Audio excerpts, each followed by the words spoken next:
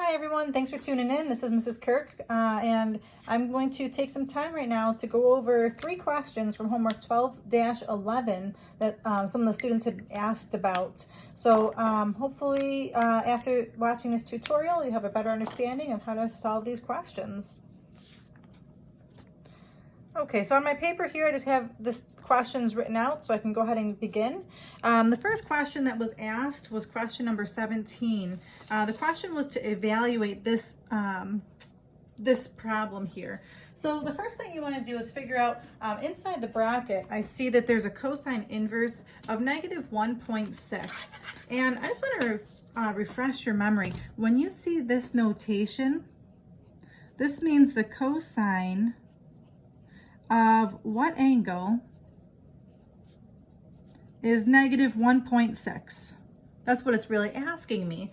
Well, if you think about a cosine graph, just to backtrack a little bit, a cosine graph starts at 1, goes down to negative 1, and goes back up to 1.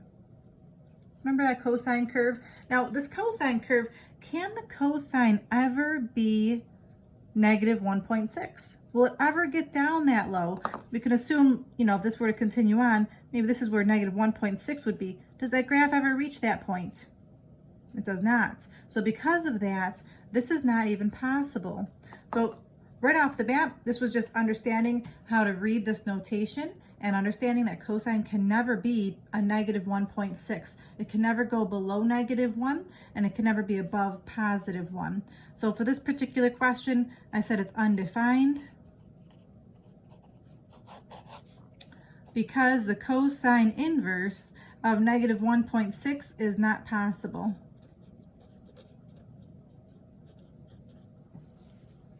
So hopefully that helps with question number 17. Question number 23 here, if I'm looking at the sine inverse, again, this is asking me the sine of what angle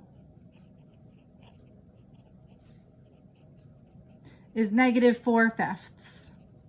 And I've got this handy chart here that I've been using for the unit, and I'm looking at this chart, and negative 4/5 is nowhere on this chart at all, and 4/5 is not on the unit circle. So if that happens, that's going to be my signal that I'm going to be using, well, first of all, is 4/5 less than 1?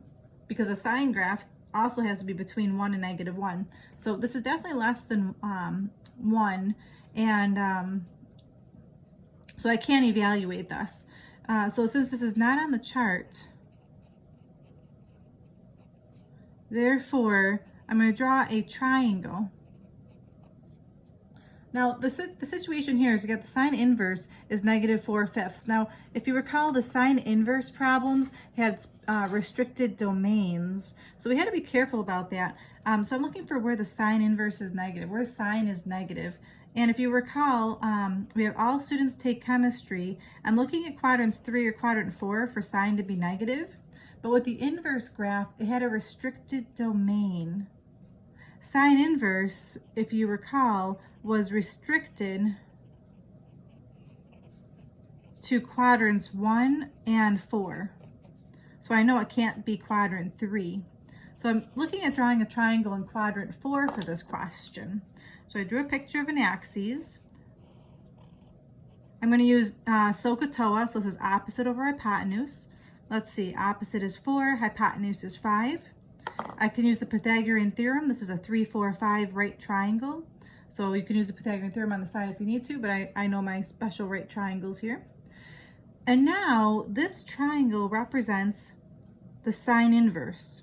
Like the theta is now represented by this triangle here. So now to figure out the last part of this, they want to know what is the tangent of theta? Well, using opposite over adjacent, let's see, that's going to be 4 over 3. And because we're in quadrant 4, I'll throw a negative in there.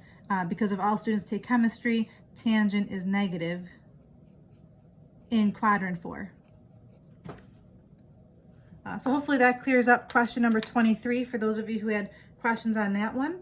And the last question that was asked was question number 51. So 51 says evaluate tan of pi over 8 using half angles. So I'm going to go ahead and refer back to my handy sheets here and write down the formula for tan of a half angle.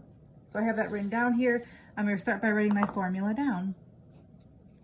The tangent of alpha over 2, or you could say theta over 2, it doesn't matter, is plus or minus the square root of 1 minus the cosine of alpha over 1 plus the cosine of alpha.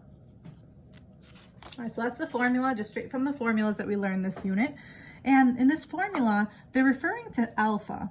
Well, if they're telling us to use half angles, they're telling us that this is alpha over 2. So I have to do a little bit of side work here. If alpha over 2 is pi over 8, I need to figure out what alpha is. Well, if you multiply the whole thing by 2, or both sides by 2, that would eliminate the denominator and get alpha equals, and again, multiply this whole thing by 2. So this becomes 2 pi over 8, or in other words, pi over 4. So why did I need to do that? Well, in the formula here, it's asking me to use the cosine of alpha, so I need to figure out what alpha even is. In this case, it's pi over 4. So now I'm going to go ahead and start plugging in what I know here. So let's see.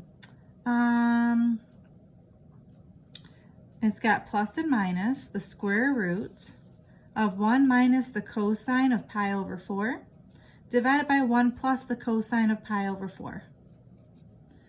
And I do have this memorized, but I'm just going to show you one more time here. The cosine of pi over 4 is radical 2 over 2.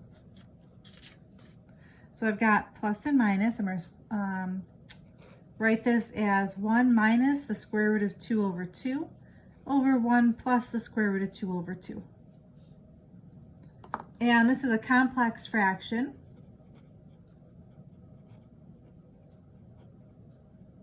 So the strategy here is to get a common denominator and drop your denominators. That's my strategy here. So let's see. My common denominator here could be 2. So I'm going to go ahead and put this as a 1 over 1, a 1 over 1. I'm going to multiply this one by 2 on top and bottom, and this one by 2 on top and bottom as well. And if you notice now, all 4 of my denominators have a denominator of 2, so I can drop those denominators. So I've got plus or minus the square root. This becomes 2 minus the square root of 2 divided by 2 plus the square root of 2. And because there's a radical inside a radical, almost like inception here, we can actually at this point just leave the answer as is. But I do want to take a second to take a look to see, is this going to be positive or negative? So just to refresh our memories, this sign up front is determined by where alpha over 2 is.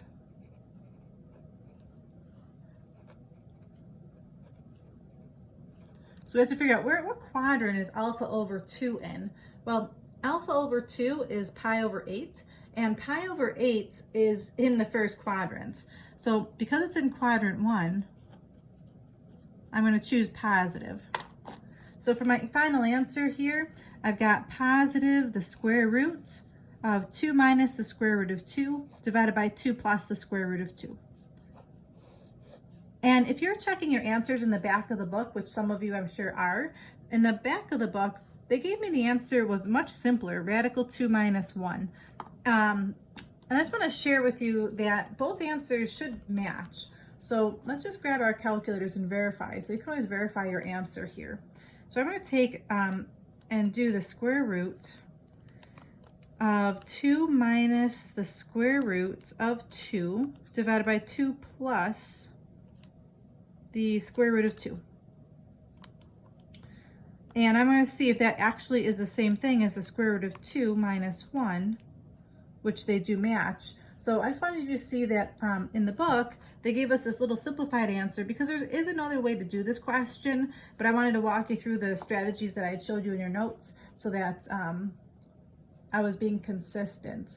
But I wanted you to see that both answers are truly the same thing. Obviously the book does have a simplified answer, but this would be okay like in our level.